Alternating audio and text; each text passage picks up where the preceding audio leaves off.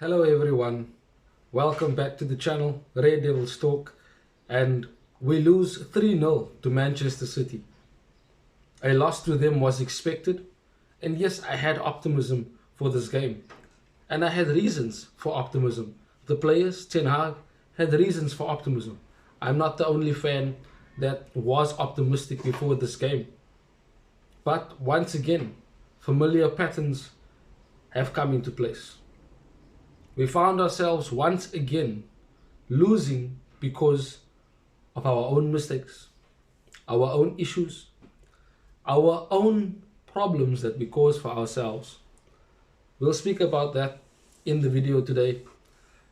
There's a few things I want to speak about. I want to speak about Ten Hag, that's also at fault because of the game.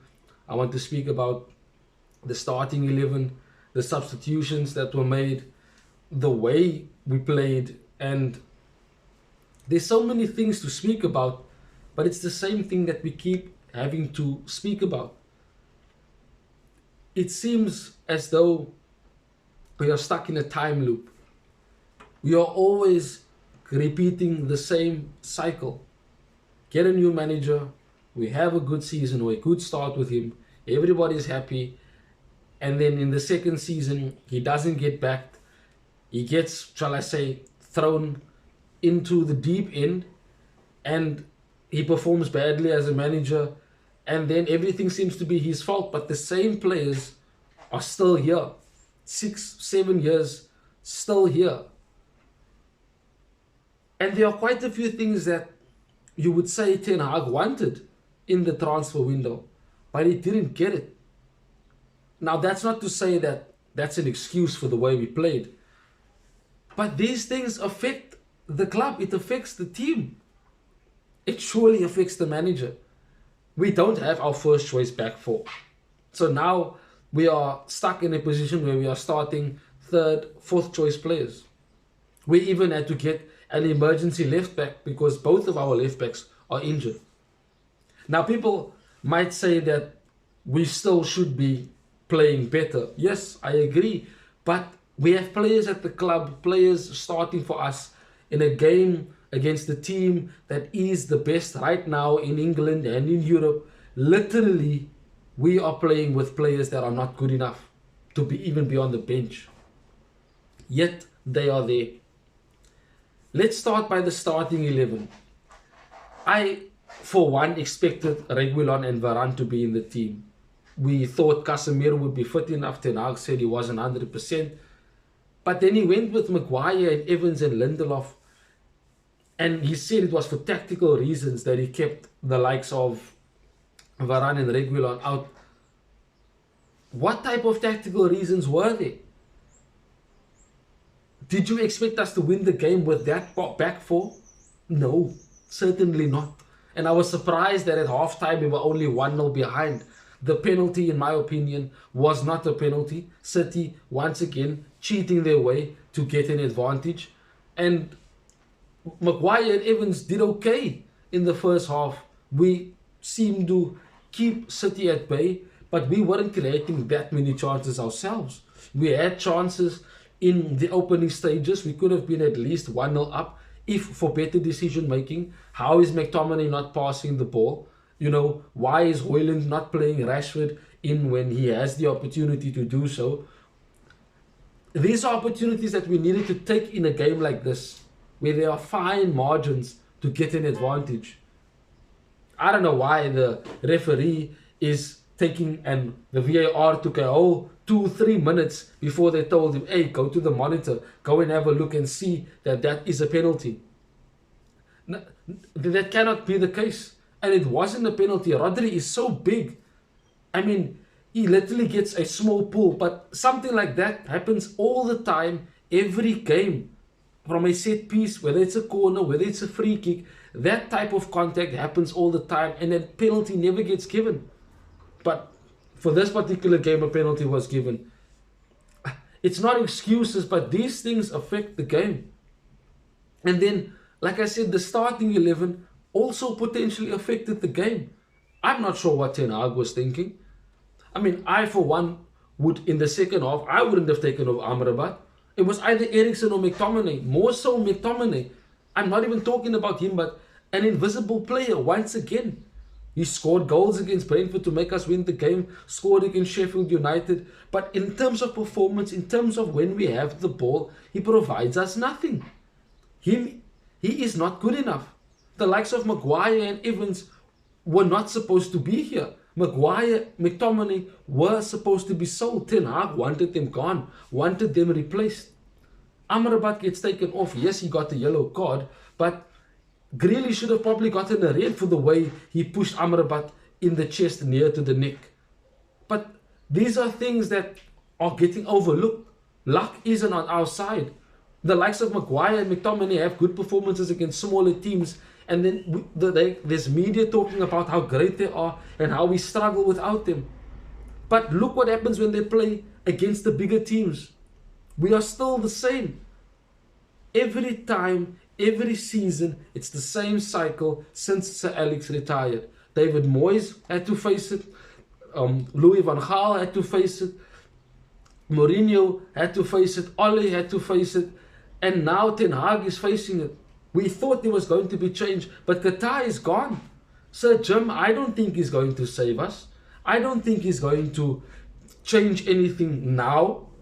We're playing Newcastle next, and that is another, shall I say, a massive game. Are the players going to turn up? I don't know. Where do we go from here? What can we expect next? You might as well play the likes of Kobbie Mainoo, Hannibal Mabry, Garnacho, Pelistri, etc. Play the youngsters. They can't be any worse than what we are seeing right now. Rashford, Bruno, Anthony coming on, kicking people, Doku. There is nothing. The club is broken from head to toe. We are dead. I am hurting by the way we are literally being embarrassed, humiliated, destroyed. We get a couple wins against smaller teams we are supposed to be winning, but we're scraping wins against these teams. Where's Rashford with his goals and assists from last season? Bruno as our captain, he doesn't rally the team. He doesn't drive the team. He's not getting stuck into tackles. I'm not questioning his professional behavior, but he's not performing well. And he's certainly not an inspiration to the team. Rashford, literally a lack of effort once again. McTominay, non-existent. Maguire had an okay game, but I mean, he's not good enough to be starting. Varane should have been playing. Reguilon should have been playing left back, being our only natural left back. Delot is not a very good defender. The goals we conceded after that penalty in the second half, why is McTominay not stopping the cross after tracking, and he didn't even track Bernardo Silva's run? What is Højlund doing open at the far post?